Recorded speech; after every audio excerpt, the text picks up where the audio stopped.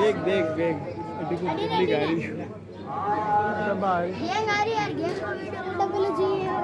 आवाज नहीं संतुठी छकतयुता कालेन धम्म समणं हितं मंगलमुत्तमं खान्ति च सोवचस्सथा समणानं च दर्शनं कालेन धम्म साकच्छ एतं मंगलमुत्तमं तपो च ब्रह्मचर्या च आर्यसच्चानदर्शनं निब्बान सच्चिक्रिया च एतं मंगलमुत्तमं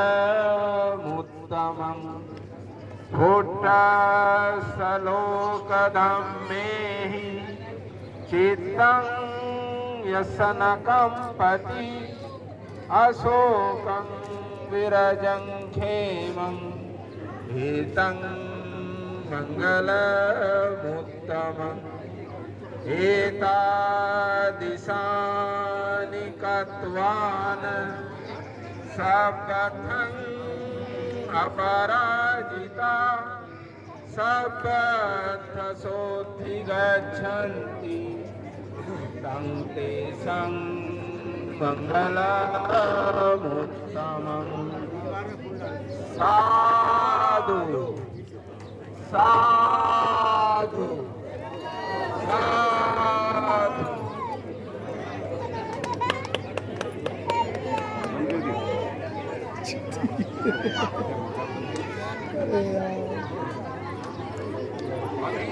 थोड़ा सा शांत रहेंगे। अभी जो ये महामंगल सूत्र मैंने पाली भाषा में बोला, समझ में आपको नहीं आई होगी भाषा, तो मैं थोड़ा सा ध्यान से सुनेंगे। मैं आपका इसका हिंदी में अनुवाद बताऊंगा। तो हिंदी में इसका अर्थ क्या था जो मैंने अभी गाया, जो गाथा गाई मैंने। आवाज ना आ रही था जी। आ रही है अभी? या तो गाटा बोलो या तो घेरे माँ की शब्द बोलो आवाज कम या माने एक आदमी खड़ा ले ऊपर खड़ा घेरे दिमाग बोलने पड़ रही मतलब गई। मैं खड़ा होकर बोल रहा हूँ। हाँ बस ये बात है, आप घेरे दिमाग बोलना पड़े। महामंगल सूत्र थोड़ा सा ध्यान से आप सुनेंगे। ऐसा मैंने सुना, एक समय भगवान यानी भगवान तथागत बुद्ध, एक समय भगवान श्रावस्ती में अनाथ पिंडक के जेतवनाराम में विहार करते थे। उस समय एक देवता रात्रि बीतने पर अपनी दीप्ति से समस्त जेतवन को अलौकिक करते हुए जहां भगवान थे वहां आया।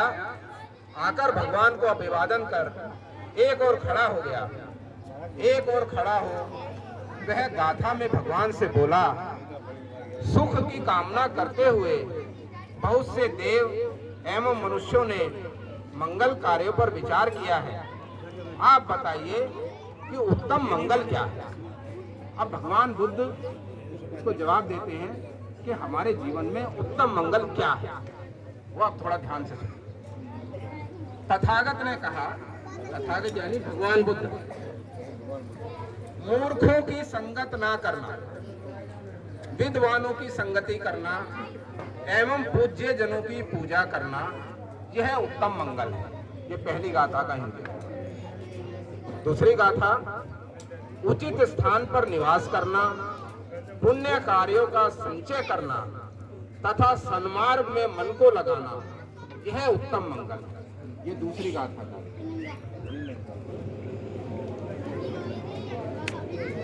तीसरी गाथा, बहुश्रुत होना, शिल्प आदि कलाएं सीखना, शिष्ट व्यवहार करना, श्रेष्ठ शिक्षा लेना, सुभाषित युक्त वाणी होना, यह उत्तम मंगल है। तीसरी गाथा का यह था। और चौथी गाथा ध्यान से सुनेंगे, सभी बच्चे भी हैं यहाँ पे, माता पिता, बच्चे भी हैं और माता पिता भी। माता पिता की सेवा करना, बच्चों एवं पत्नी का पालन पोषण करना, कोई गलत कार्य न करना, यह उत्तम मंगल है। अगली गाथा का अर्थ है, दान देना, धर्म का आचरण करना, परिजनों का आदर सत्कार, दोष रहित कार्य करना, यह उत्तम मंगल है। से अगली गाथा का अर्थ है, तन मन व वाणी के पापों को त्यागना, मद्यपान ना करना, नशा ना करना, शराब ना पीना, आलस्य रहित हो धार्मिक कार्यों पर तत्पर रहना, यह उत्तम मंगल है। से अगली गाथा का अर्थ है, गौरव करना, विनम्र होना, संतुष्ट रहना, कृतज्ञ होना एवं उचित समय पर धर्म सुनना, यह उत्तम मंगल है। जैसे आप लोग आज सुन रहे हैं, समय समय पर हमें धर्म सुनना चाहिए। उससे अगली गाथा का अर्थ है, शांति, शांति, मधुर भाषण, श्रमणों के दर्शन करना, वे समय समय पर धम्म चर्चा करना, यह उत्तम मंगल है। इससे अगली गाथा का अर्थ है, तप, ब्रह्मचर्य का पालन, चार आर्य शब्दों का दर्शन और निर्वाण का साक्षात्कार करना, यह उत्तम मंगल है। उससे अगली गाथा का अर्थ है, जिसका चित्त प्रचलित लोक धर्मों से विचलित नहीं होता, वह शोक रहित, निर्मल एवं निर्भय रहता है, यह उत्तम मंगल है। और अंतिम गाथा है, इस प्रकार के कार्य करके सर्वत्र अपराजित हो लोग कल्याण प्राप्त करते हैं, यह उनके लिए उत्तम मंगल।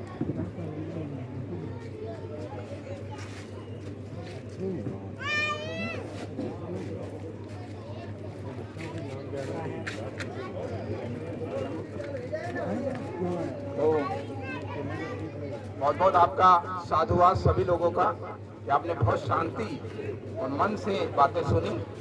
कुछ आपको लग रहा होगा, क्योंकि जिन संस्कारों में हम अभी तक जीते आए हैं, जिन संस्कारों में हमारा जीवन चला है, तो ये जो बुद्ध रीति से जो संस्कार होते हैं वो थोड़ा सा अलग है।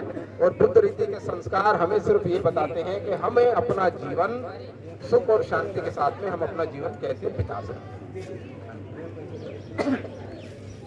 तो आज के जो प्रवचनकार हैं हमारे ब्रह्मचारी जिन सिंह जी, जो त्रियतन बौद्ध महासंघ है, जो एक अंतर्राष्ट्रीय संघ है, जिसके ब्रह्मचारी पूज्य और ज्ञान संरक्षित जी हैं, जो इंग्लैंड लंदन में रहते थे, और बाबा साहब डॉक्टर भीमराव अम्बेडकर जी से प्रेरणा लेकर, जैसे बाबा साहब भीमराव अम्बेडकर चाहते थे कि एक अंतर्राष्ट्रीय संघ होना चाहिए, उनसे प्रेरणा लेकर के उन्होंने संघ की स्थापना की। और उसी संघ से, वो संघ का कार्य क्या है, वो ये संघ जो लोग, जैसा बाबा साहब चाहते थे कि धम्म बताने के लिए प्रशिक्षित लोग होने चाहिए, ट्रेन लोग होने चाहिए, तो ऐसे ये संघ प्रशिक्षित लोगों को प्रशिक्षण देकर तैयार करने का कार्य करता है। उन्हीं में से एक आज हमारे बीच में तिरतम बौद्ध महासंघ के बहुत होनहार और विद्वान धर्मचारी आदरणीय जिन सिंह जी हमारे बीच में मौजूद हैं। तो उनकी जो दीक्षा है वो नांदेड़ महाराष्ट्र में है, वहाँ हुई, और वर्तमान में वो जो हमारा दिल्ली केंद्र है, उस दिल्ली केंद्र के जो मित्र कन्वीनर हैं उसका वो कार्यभार संभाल रहे हैं, और भी कई जिम्मेदारियां उनके पास में हैं। तो मैं विनती करूँगा आदरणीय जिन सिंह जी से कि वो आज का जो प्रवचन है इस शुभ अवसर पर, इस शुभ वेला पर वो आप सभी लोगों को संबोधित करें। मैं विनती करूँगा आदरणीय जिन सिंह जी से। आदरणीय जिन सिंह।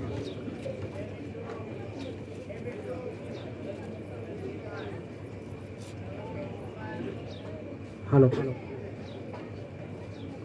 आप काफी देर से बैठे हैं, प्रोग्राम देख रहे हैं, लेकिन ये बौद्धों का प्रोग्राम है, तो वैसी पूजा तो हिंदू भी करते हैं, वैसी बौद्धों ने की है।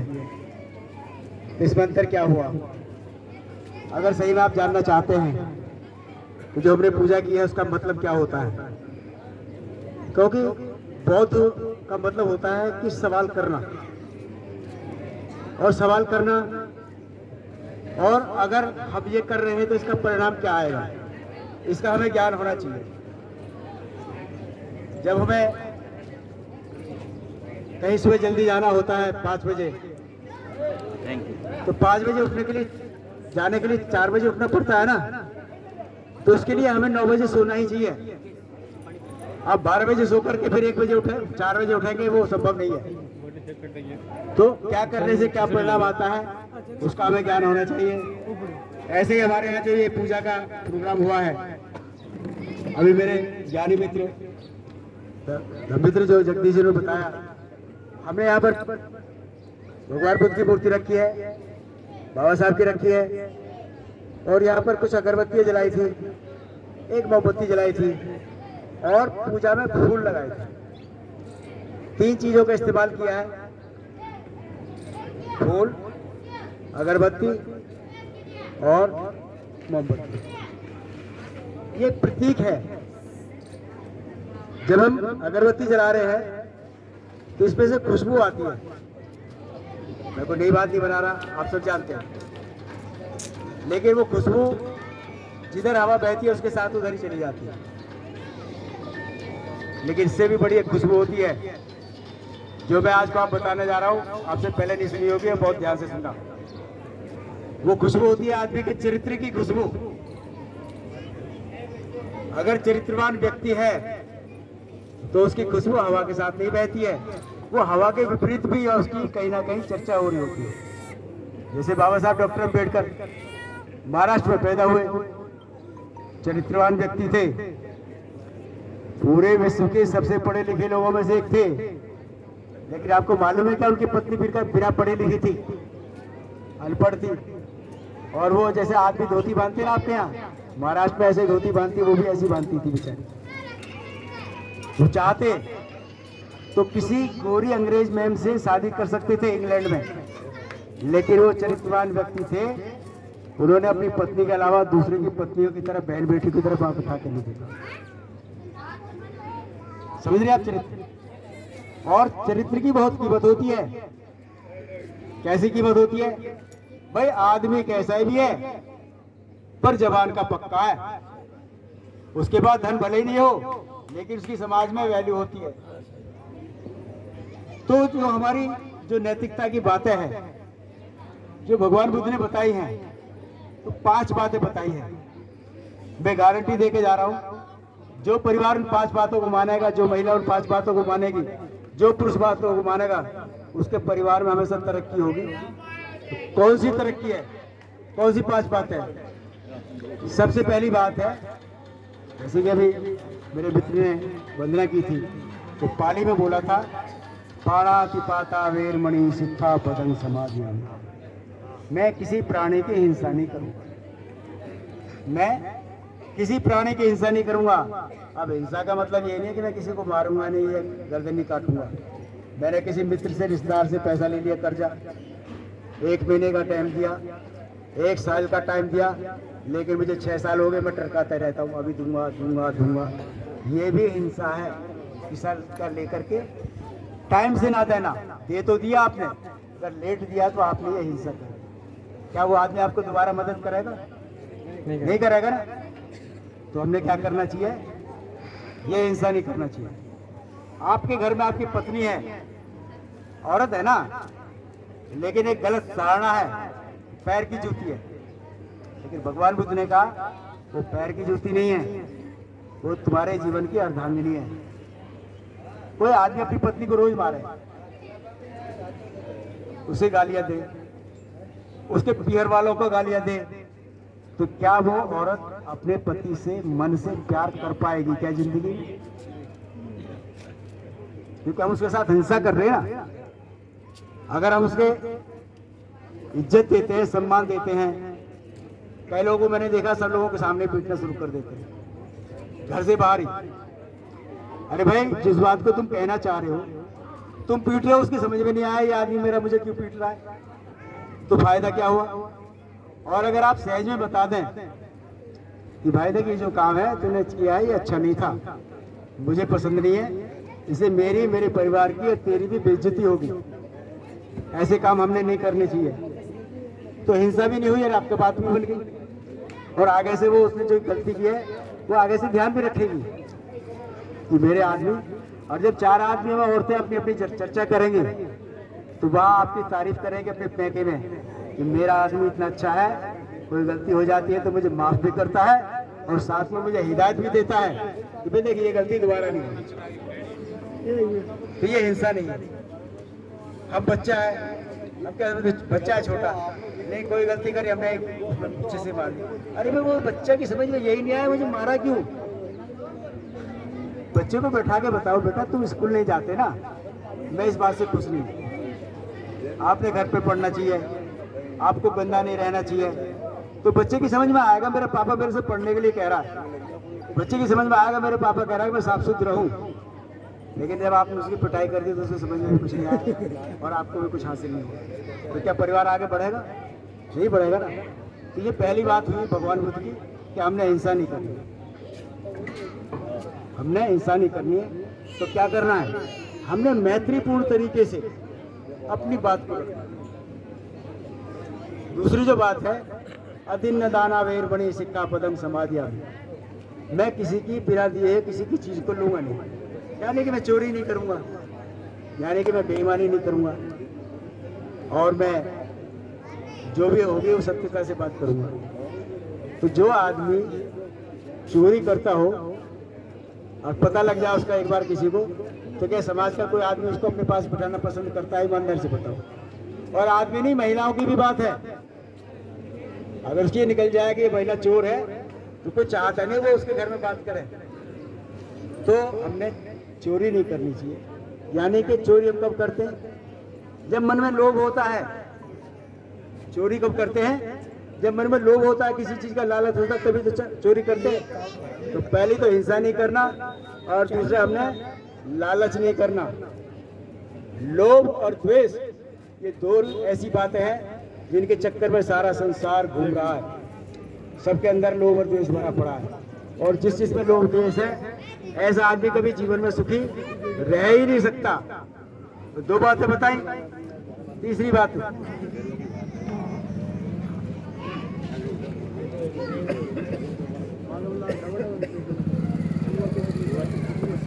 तीसरी बात बताई उन्होंने पाली भाषा में, कामेषु भिक्षाचारा वेरमणि सिक्खा पदम समाधिया।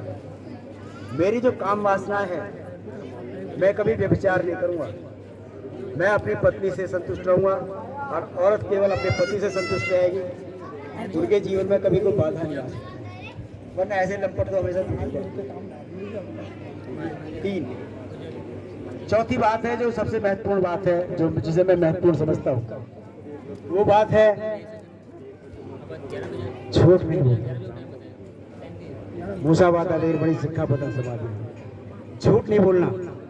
अगर झूठे के झूठ का पता चल जाए तो क्या वो लोग उसकी सच बात पर भी यकीन करते हैं? नहीं करते ना। तो वो अपना जीवन अपने आप गड्ढे में गिर रहा है, अपने जीवन में नरक बना रहा है। तो झूठ नहीं बोलना, तो क्या बोलना है? सच, सत्य बोलना है। ये सब जानते हैं आप, लेकिन इसे व्यवहार में लाना है। लेकिन झूठ तो बोलना ही नहीं है, लेकिन इसके साथ साथ कठोर भी नहीं बोलना है। आप सच तो बोल रहे हैं लेकिन कठोरता से बोल रहे हैं, वो भी ठीक नहीं है। तो कैसे बोलना है? प्रिय वाणी में बोलना। ऐसे भगवान बुद्ध बता गए। झूठ नहीं बोलना, कड़वा नहीं बोलना, लेकिन निरर्थक बात भी नहीं करना। जिन बातों का कोई मतलब नहीं हो, उन बातों पर टाइम बर्बाद कर रहे हैं अपना भी दूसरे का भी, उससे भी आपको कोई फायदा नहीं। बात करनी है सार्थक, जैसे मेरा फायदा नहीं तो कम से कम सुनने वाले का तो फायदा हो। ठीक है। 3 जो सबसे चौथी महत्वपूर्ण बात है, उस पर ध्यान दें। मुझे किसी की मतलब झूठ नहीं बोलना, कठोर नहीं बोलना, बेवजह की बकवास नहीं करना और निंदा नहीं करना। खासतौर से 2 महिलाओं में आदत होती है, जब 2 महिला खड़ी होती है मिलती है तो तीसरी महिला की बात करती है। वो ऐसी है, वो ऐसी है, उसकी बहू ऐसी है, उसकी बेटी ऐसी है। अगर वो महिला यूं पूछ ले कि बहन तेरे बच्चे कैसे हैं, तेरे बच्चे ठीक है, तेरे बच्चों की पढ़ाई ठीक लग रही है, तो शायद दूसरी महिला को लगेगा देखो मेरे बारे में कितना अच्छा सोचती है, तो उसका सम्मान ही बढ़ेगा। ऐसे ही पुरुषों की बात भी है। अगर पुरुष हम दूसरों की बात करते रहते हैं, अरे मैं अपने बारे में बात करो ना कि जब से मैंने झूठ बोलना छोड़ा है मेरा कोई काम रुका नहीं है। देखो प्रैक्टिकल करके आपको लगता हो कि झूठ के बिना काम नहीं चलता, लेकिन तुम तय कर लो कि मुझे झूठ नहीं बोलना, तब बताना कि जैसे मैंने झूठ बोलना छोड़ा है मेरा कोई काम रुका नहीं। मैंने जैसे हिंसा करनी छोड़ी है, गाली गलौज करनी छोड़ी है, गुस्सा करना छोड़ा है, मेरे सब काम सफल होते हैं। क्योंकि मैं प्यार से बात करूंगा तो हर आदमी मेरी मदद करेगा ना। लेकिन ये जब मैं किसी की निंदा कर रहा हूँ या कर रही हूँ, जब मैं किसी की बुराई कर रही हूँ, चुगली कर रही हूँ, तो क्या ये बात उस तक नहीं पहुंचेगी? पहुंचेगी ना। जिससे तुम कह रहे हो वो नमक मिर्च लगा के और कहेगी वाह, या कहेगा अरे वो तुमसे कहने वाला तो कुछ नहीं है, लेकिन उसके मन के अंदर से आपका सम्मान उसी दिन खत्म, और वो कभी जिंदगी में आपकी मदद करने वाला नहीं और आपकी बात पे भी भरोसा करने वाला नहीं है। तो हमें क्या करना चाहिए? अगर निंदा नहीं करनी तो क्या करनी चाहिए? प्रशंसा करनी चाहिए। किसी औरत में, किसी पुरुष में 50 कमियां हो सकती है, लेकिन 5 तो अच्छे गुण हो सकते हैं ना उसमें। तो हमने किसी में भी देखने तो क्या देखना? अच्छे गुण देखने। जब आप अच्छे गुण देखोगे, ये गारंटी है भगवान बुद्ध की मेरी, आप अच्छे आदमी बन जाओगे, समाज में आपको सम्मान मिल जाएगा। और इसके अलावा जो 5वीं बात है, पता नहीं आपको कैसी लगेगी, लेकिन मुझे तो अच्छी लगी। कभी आदमी को बुद्ध कहते हैं सुरा मेरे मध्य पमा दत्ताना रेड पनीर सुरा शराब, मेरी हमारे नशीले पदार्थ भांग गांजे सुल्फा, इनका सेवन नहीं करना चाहिए। जो आदमी इनका सेवन करता है वो अपना तो भविष्य बर्बाद करता है, क्या करता है? अपना जीवन खराब करता है, अपना धन खराब करता है और बच्चों का भविष्य भी खराब करता है, पढ़ाई लिखाई नहीं होती है और उसकी संपत्ति असुरक्षित रहती है, उसकी पत्नी और बच्चे भी असुरक्षित रहते हैं। उसके बच्चे कहाँ घूम रहे हैं, उसकी पत्नी कहाँ घूम रही है, नशेड़ी को क्या पता? बच्चे गलत सोसाइटी में जा रहे हैं, पत्नी गलत सोसाइटी में जा रही है, सही जा रही है, क्या पता है? अरे भाई हम मनुष्य योनि में पैदा हुए ना, बहुत दुर्लभ है मनुष्य जीवन पाना।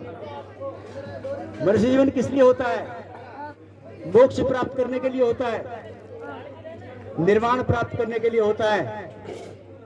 लेकिन आपको कोई निर्वाण देगा नहीं कि तुम यज्ञ करवा लो मुझसे और तुम्हें निर्वाण मिल जाएगा, मोक्ष मिल जाएगा।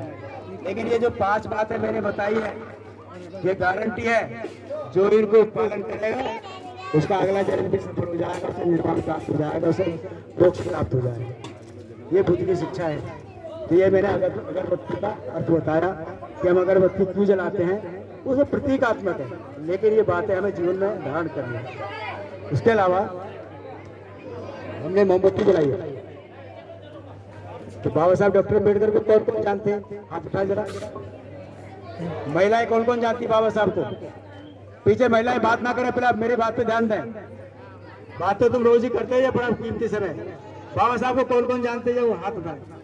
ठीक है, थैंक यू। बाबा साहब डॉक्टर अम्बेडकर ने ये कहा कि बुद्ध की शरण में जाओ। बुद्ध की शरण में क्यों जाओ? बाबा साहब ने कहा शिक्षित बनो। जीवन में कामयाब होना है, जीवन को खुशहाल बनाना है तो शिक्षित बनो, यानी ज्ञानी बनो। ज्ञान का प्रतीक है मोमबत्ती का उजाला, कि जीवन में जो अंधेरा है उसको अगर दूर करना है तो ज्ञानी बनो। ये इस बात का प्रतीक है कि अगर हमें जीवन में आगे बढ़ना है, हमें बाबा साहब के अनुयायी हैं, हम बुद्ध के अनुयायी हैं, तो हमने अपने बच्चों को पढ़ाना चाहिए। कढ़ाई बेच दो, थाली बेच दो, हाथ पे रख के खाना खा लो, लेकिन अपने बच्चों को पढ़ो। जिस आदमी के बच्चे, जिस महिला के बच्चे कामयाब हो गए, उसका जीवन सफल हो गया। कितना भी अक्लमंद औरत हो, कितना भी अक्लमंद पुरुष हो, यदि उसके बच्चे कामयाब नहीं है तो उन्हें कोई समझदार कह नहीं सकता, उन्हें पागल ही कहेंगे, बूढ़ कहेंगे। तो हमारा एकमात्र उद्देश्य शिक्षित होना चाहिए, ऐसा बाबा साहब ने कहा, ऐसा बुद्ध ने कहा। और उसका प्रतीक हमने यहाँ मोमबत्ती जलाई थी साहब, ठीक है। और एक चीज हमने जलाई थी, ये फूल मैंने रखा था यहाँ, 1 घंटा नहीं हुआ है, आप देख रहे हैं फूल मुरझा गया हैं। सुबह खिलते हैं, शाम को मुरझा जाते हैं, यानी कि यह अनित्यता का प्रतीक है। दुनिया में कोई भी चीज स्थायी नहीं है, हर चीज अनित्य है। ऐसा ज्ञान भगवान बुद्ध ने दिया, ऐसी बातें बाबा साहब ने बताई। अनित्य है, मेरा जीवन भी अनित्य है। मेरा खुद का 27 साल का बेटा शादीशुदा शाम को हमारे साथ कड़ी चावल खाना खाया और रात को 3 बजे मर गया। तो मुझसे ज्यादा अनुभवी और भी ऐसे कोई आप में भी होंगे जिनके बचपन में बच्चे मर गए, किसी के बड़े होकर मर गए। लेकिन इससे मृत्यु हमें क्या सिखाती है? मृत्यु हमें सिखाती है कि मृत्यु किसी को कभी भी आ सकती है। बड़े बड़े जवान भी हार्ट अटैक होकर मर जाते हैं, तो मृत्यु कभी भी आ सकती है। तो फिर मैं झगड़ा किस बात का कर रहा हूँ? पता नहीं मैं नहीं रहूंगा या मेरे सामने वाला नहीं रहेगा। अगर कोई मैं झगड़ा किस बात का कर रहा हूँ? हम दोनों ही तो मरने वाले हैं, हम सब मरने वाले ही तो हैं। जब हम मरने वाले तो झगड़ा किस बात के लिए कर रहे? हम खुद दुखी हो रहे और दूसरे को दुख दे रहे। अरे 4 दिन की जिंदगी है भैया, पानी का सा बुलबुला। 4 दिन की जिंदगी है पानी के जैसा बुलबुला। इसे प्रेम से काट लो, प्यार से काट लो, दुख को मिल बांट के काट लो। ये इस फूल की वजह से ये इसकी प्रतीक है कि हम सब मुरझाने वाले हैं। लेकिन मृत्यु का किसी को पता है कब आएगा? हो सकता है किसी को घंटे बाद मृत्यु आ जाए, हो सकता है कुछ लोगों को हम बाढ़ दिख रहे थे, अरे बुढ़ा 100 साल का हो गया, इसके टट्टी पेशाब भी करने पड़ते, बुढ़ा भी दुखी हो रहा। भगवान तेरे यहाँ मेरे लिए मौत भी नहीं है क्या? लेकिन जब तक है, कहते हैं कि माँ बाप की सेवा करने का जो पुण्य मिलता है वो दुनिया में कोई भी काम कर लो वो पुण्य से नहीं मिलता। ये महिला भी सुन लें कि सास ससुर की सेवा से जो पुण्य मिलता है उससे जो तुम्हारे जीवन में सुख आने वाला है, तुम दुनिया की कोई चीज खा लेना, कोई चीज पहन लेना, तुम्हें किसी में वो सुख मिलने वाला नहीं है। तो दूसरों की सेवा करना, तो ये इस बात का प्रतीक है। अगर आप मेरी बात समझ पा रहे हो तो मैं समझूंगा। अगर जितनी भी मेरी बहनें बैठी हैं यहाँ और जितने भी मेरे बुजुर्ग बैठे हैं, अगर किसी एक आदमी ने भी इस बात की गांठ बांध ली तो मैं तो अपना जीवन सफल मानूं। तो मैं तो रोज ही करता हूँ, रोज एक आदमी को प्रेरणा मिल जाए, बहुत सारे लोगों को भरा हो जाए। तो आप लोग अपने परिवार में सुख चाहते हैं, अपने दुखों से बाहर चाहते हैं, तो समझ लो कि जो आज है वो कल रहेंगे नहीं रहेंगे। 2 रोटियां है ना, आधी आधी बांट के खा लो। जरूरी नहीं कि 2 रोटी में खा लो और कोई एक आधी भूख है। तो ये बुद्ध की शिक्षाएं हैं, ये बाबा साहब की शिक्षाएं हैं, और इसलिए हम ये फूल रखते हैं। ये अनित्यता का प्रतीक है। तो मैं समझता हूँ कि मैं अपनी बात को यही रोकूं, या आप और कुछ सुनना चाहते हैं मैं और भी आगे बहुत सारी बातें बता सकता हूँ, लेकिन मैं इतनी बातें बता दूं, 50 बातें। और बंदर जानते ना, बंदर मक्की के खेत में घुस गया, ये भुट्टा तोड़ा बगल में, वो तोड़ा बगल में, 50 भुट्टे तोड़े बगल में, लेकिन लास्ट में भी गिरा है नहीं। तो ऐसे ही अगर मैं 50 बातें बता रहा हूँ दिमाग से निकलती रहे तो कोई फायदा नहीं है। लेकिन अगर आपने 5 बातें मान ली तो ये गारंटी है। तो क्या आपको लगता है कि ऐसे कार्यक्रम आज बार बार होने चाहिए? होने चाहिए। तो क्या आप हेमराज जी को इसके लिए धन्यवाद देंगे? है? अगर उसने ये नियम नहीं लिया होता तो शायद मैं यहाँ नहीं होता है। निर्णय उसी का है। ये तो जन्मदिन तो नामकरण तो किसी पंडित के पास जाते 100, 200, 500 रुपए देते, नाम हो गया था, है नहीं? तो उन्होंने जलपान की भी कुछ व्यवस्था करी है। तो मैं इसके लिए एक तो 2 तरह के भोजन होते हैं, ध्यान से सुना। अभी जो मैंने आपको भोजन दिया है वो मानसिक भोजन था, अपने मन को स्वस्थ करने के लिए और शरीर को स्वस्थ करने के लिए इधर भोजन बन रहा है। तो हमारे जो विचार हैं अगर वो अच्छे होंगे, वो हमारे मन का भोजन है, तो हम जीवन में सुखी हो जाएंगे। तो मैं अपनी बात को यही रोकूंगा क्योंकि आप लोगों के लिए खाने के लिए ढूंढ है। और अगर किसी को बात करनी है तो अभी हम यहाँ हैं, 1-2 घंटे उससे बात कर सकते हैं। आपने मेरी बात को इतने धैर्य से सुना, मैं सभी का धन्यवाद करता हूँ। जय भीम, जय भीम, जय भीम, जय भीम, नमो बुद्धाय, नमो बुद्धाय। थैंक यू, धन्यवाद। बहुत बहुत धन्यवाद आदरणीय जिन सिंह जी आपका। बहुत सुंदर जो पंचशील है, 5 शीलों के बारे में जो भगवान बुद्ध ने पंचशील सर्वसाधारण के लिए बताए हैं, सभी के लिए, उसका उन्होंने वर्णन किया। वो मैंने पाली में बोले तो उन्होंने हिंदी में उसका अर्थ बताया। तो आप लोगों को भी सबको देर हो रही है, धूप का टाइम भी हो रहा है, खाने का समय भी हो रहा है, तो अब और आप लोगों का समय नहीं लेंगे। और आज का जो कार्यक्रम है, आप लोग जो सब लोग यहाँ पे आए, तो मैं भाई हेमराज जी से विनती करूंगा कि वो 2 शब्द कह करके जो लोग यहाँ आए हैं उपस्थित हैं उन सभी का आभार व्यक्त करें, धन्यवाद करें और उसके बाद इस कार्यक्रम की हम समाप्ति करें। भाई हेमराज।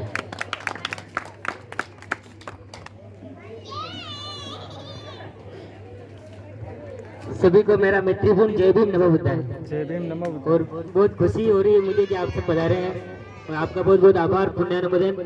और मैं चाहूँगा कि ऐसे कार्यक्रम अपने जिले में होते रहें। ठीक है, थैंक यू। सभी आए हुए मेहमान खाना खा के, खीर पूरी बनी हुई है और खा के जाए। दम पालन गाथा के लिए 2 मिनट और लेंगे, दम पालन गाथा करके फिर खाना खाएंगे। सब लोग हाथ जोड़ के बैठ जाएंगे एक बार, और ये हमारा अंतिम प्रोग्राम है। इसके बाद जो बौद्ध रीति से जो कार्यक्रम, जो संस्कार होते हैं, तो उसके अंत में धम्म पालन गाथा कह करके हम उस कार्यक्रम का समापन करते हैं। तो धम्म पालन गाथा मैं बोलूँगा, पाली में ही बोलूँगा मैं, तो आप लोग सुनेंगे ध्यान से, हाथ जोड़ लेंगे सब लोग, और कुछ सेकंड के लिए हम शांत रहें, अपने मन की तैयारी करें।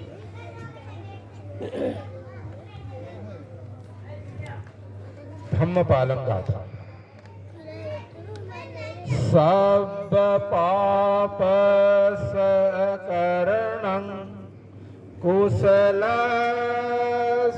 उपसंपदा सचित्त परियोदपानं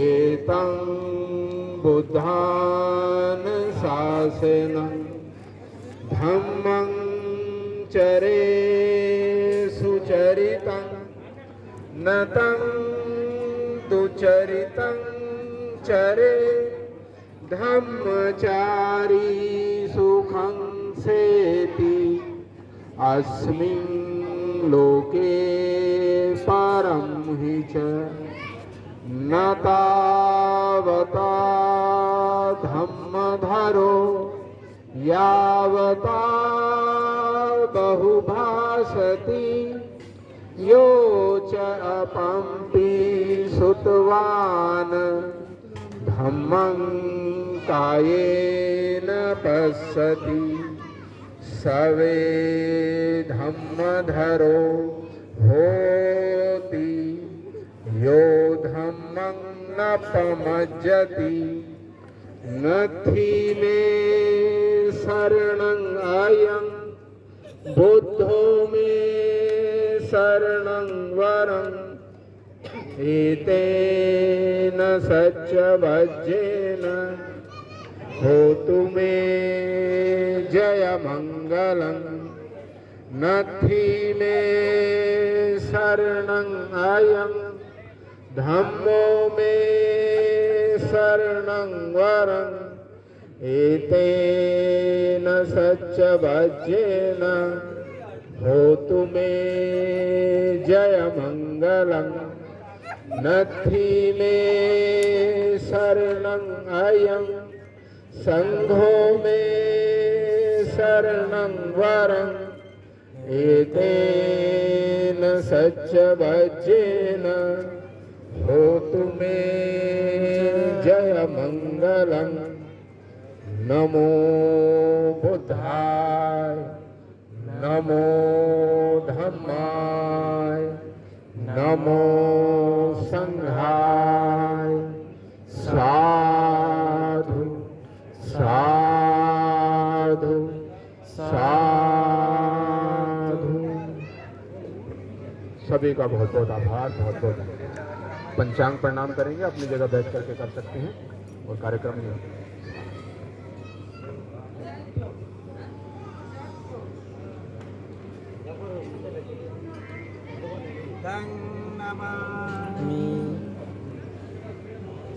मम नमामि संघं नमामि।